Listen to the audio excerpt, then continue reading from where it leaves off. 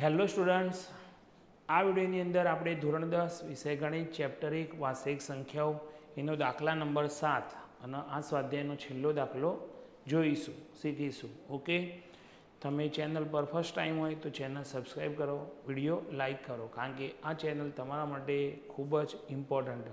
જો તમે ધોરણ 10માં વિદ્યાર્થી હોય, ધોરણ 10માં અભ્યાસ કરતા હોય, ઓકે, તો આ વર્ષ 2024-25 તમારા માટે ખૂબ જ ઇમ્પોર્ટન્ટ. માર્ચ 2025માં તમારી એક્ઝામ આવશે. ઓકે, તો એના અંદર તમે જો ગણિત વિષય રાખ્યો, એમાં બેઝિક રાખ્યું હોય કે સ્ટાન્ડર્ડ રાખ્યું, કોઈ પણ રાખ્યું હોય, તો તમને સંપૂર્ણ ગણિત આપણી આ ચેનલમાં બધું જ શીખવા મળશે. ઓકે, તો લેટ સ્ટાર્ટ. ધોરણ 10 વિષય ગણિત ચેપ્ટર 1 વાસ્તવિક સંખ્યા વર્ષ 2024-25ના વિદ્યાર્થી માટે સ્વાધ્યાય 1.1નો છેલ્લો દાખલો 7મો. એક રમતના મેદાનમાં વર્તુળાકાર માર્ગ છે. એક રમતનું મેદાન, એમાં વર્તુળાકાર શું હોય? માર્ગ. સોનિયા છોકરીને તેનું એક પરિભ્રમણ એટલે એક આખો ઓટો પૂર્ણ કરતો 18 મિનિટ લાગે. એટલે સોનિયા અહીંયાથી ચાલુ કરે, બરાબર, ચાલવાનું, ત્યારે એને એક આખો ઓટો ફરતા, સોનિયાના એક આખો ઓટો ફરતા કેટલી ટાઈમ લાગે? 18 મિનિટ. ઓકે, અને જ્યારે રવિને તેનું એક પરિભ્રમણ પૂર્ણ કરતો 12 મિનિટ. રવિને અહીંયાથી ચાલવાનું ચાલુ કરે તે એક ઓટો પૂરો કરતાં કેટલો ટાઈમ લાગે? 12 મિનિટ. સોનિયાને 18 મિનિટ લાગે એક ઓટો પૂરો કરતા, અને રવિને એક ઓટો પૂરો કરતા 12 મિનિટ લાગે. ઓકે, તો આ રીતનો દાખલો આવો એક્ઝામમાં, ત્યારે લસા શોધવાનો. શું શોધવાનો? લસા. હવે જુઓ, સોનિયા એક ઓટો પૂરો કરતા, એક પરિભ્રમણ પૂર્ણ કરતા 18 મિનિટ લે એક ઓટો પૂરો કરતા, બરાબર, અને રવિ એક ઓટો પૂરો કરતા 12 મિનિટ લે. હવે તમે 18નો ઘડિયો બોલો. 18 એકા 18, 18 દુ 36. 12 એકાનો ઘડિયો બોલો. 12 એકા 12, 12 દુ 24, 12 તરી 36. તો બંનેમાં 36 આવે. સોનિયાના 2 ઓટા પૂરા થયું, પણ રવિના 3 ઓટા પૂરા થઈ જાય. અને બંને ભેગા ક્યારે થાય? હવે એમ કે બંને એક જ સમયે એક જ બિંદુએથી એક જ દિશામાં પરિભ્રમણ શરૂ કરે.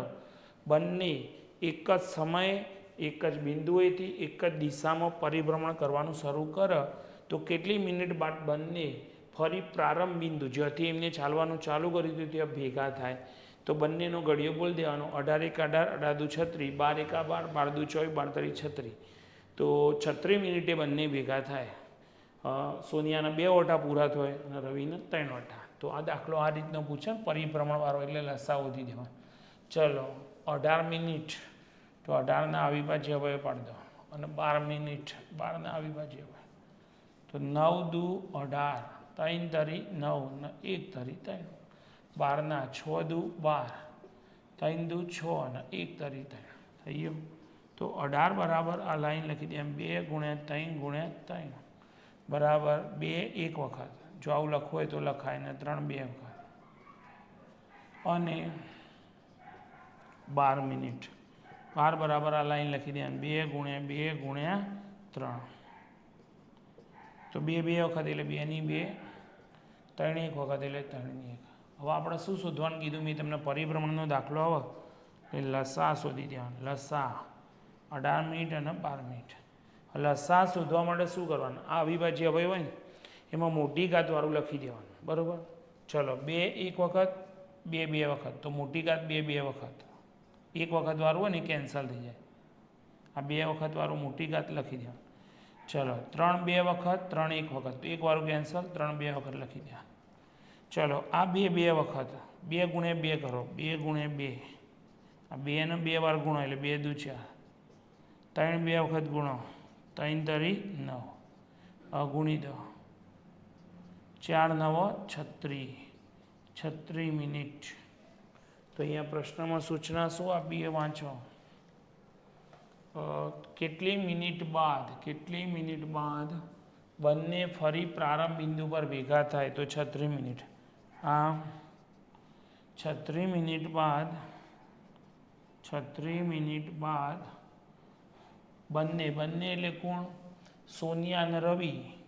તો બંને પ્રારંભ બિંદુ પર, પ્રારંભ એટલે જ્યાંથી એમને ચાલવાનું શરૂ કર્યું હતું, બંને પ્રારંભ બિંદુ પર ભેગા થાય. ઓકે, જોઈ લો દાખલો અહીંયા કમ્પ્લીટ. એની સાથે સ્વાધ્યાય 1.1 કમ્પ્લીટ. સ્ક્રીનશોટ લઈ લો.